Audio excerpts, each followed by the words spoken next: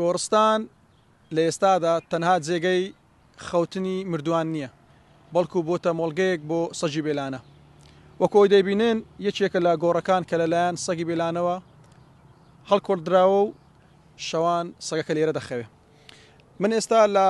گۆڕستانی گرجوتیارم لە شاری هەولێر، بەشێکی زۆری گۆڕەکان لەلایەن سەگی بێلانەوە هەڵکۆڵدراون بۆ ئەوەی کە شەوان وەکو لانە تێدا بحەوێنەوە. بۆ ئەو مەبەستە جسمە لە یەکێک لە خەڵکی گوندەکە بۆ ئەوەی کە قسەم بۆ بکات دەربارەی ئەو دیاردەیە کە ڕووی داوە، باسێکی ئەوم بۆ بکە ئەم سەگانە ژمارەیان چەندە و لەکوێ دەمێننەوە و بۆچی ئەو گۆڕانە هەڵدەکەن و دەیکەنە لانەیەک بۆ حەوانەوەیان. پێشەچی بە خێراتی کەلانەکەتان کەم 964 وڵی کاکەوی ڕاستی بە حیساب ناکرێت لەسەرەوەی لەوانێ 200 سەیبی ئەجە ئایا کەمتر زیاتر قیاز ناکرێ.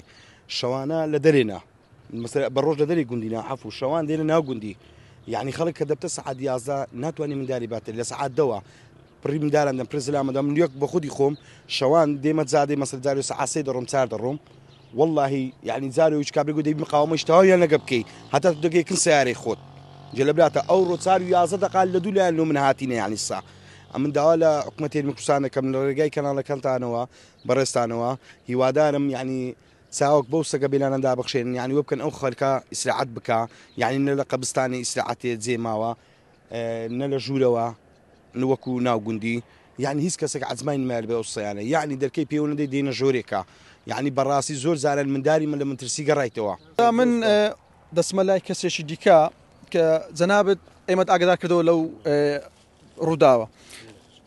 ئەم سەگانە یەکێک لەو گۆڕانەی کە هەڵێن داوەتەوە گۆڕی داشی جەنابتە. ئێوە ماوەی چەندە ئەم سەگانە ئەوها دەکەن؟ وڵی تا ئێستا دوو کەس شەر لێرە منداری کچکە 100 پەلاماری دەیە، یعنی شتێکی ئەوە نییە برێ مەڵای ئەو فترەیەیانەوێ دائیمیە. ئێستا لەسەر جادەی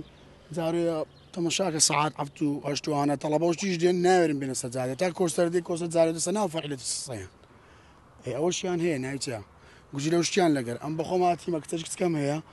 لە باوشم بووە بە هەمویان پڕیان دایمێ خەڵک لەولای سیارەشکانی تۆسەری ئەو زەڕۆ هەراتینە یعنی لە بۆم هاتینە لە تاوی خۆیان لە بۆ من دێن ناوری بێ یەک فاتحەش بخینێ دەی بە سیارەی بەسەرکەوی نەگە بێن لۆ ئەو ئەلێرانەیە دەی بە سیارەی بێن، یعنی ئێستاکە برێ یەک کەس بەتەنێ ناتانی بێتن دەبی لا دووسێ کەس بیان بە سیاری بیانهینی سەقەبران دووسێ نەفەر بن دارەکت پێ بیتن لە بۆ ناوگوندیشە تا ئێستا دوو کەس سێ کەسی هەگرتی یعنی مداری کچکەی گرتیە ئێستا هەر لە فەرعی یعنی مزگەوتی فەرعی گەورەیە یعنی خەڵکی لێ مدار لەوێن دەرمداری گرتیە، یعنی نەک بە تقریبا سەعات 9 و 11 شەوێ لە کۆرانێ منداری گرتیە. باشە گۆڕەکەی تاکتان چا کردوتەوە؟ ئەو من چا کردوتەوە ئەوانەشمان چا کردوتەوە ئێستا هەندێکمایە ئەنگۆ تازە